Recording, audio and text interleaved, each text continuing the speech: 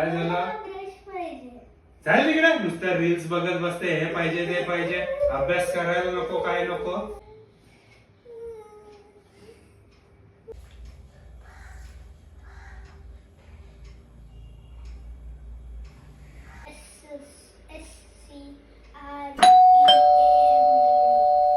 कोण आलं तुझं? पप्पा पार्सल आलाय. अरे माझे हेडफोन आले असते. पप्पा मी ओपन करू? हा जा कर जा.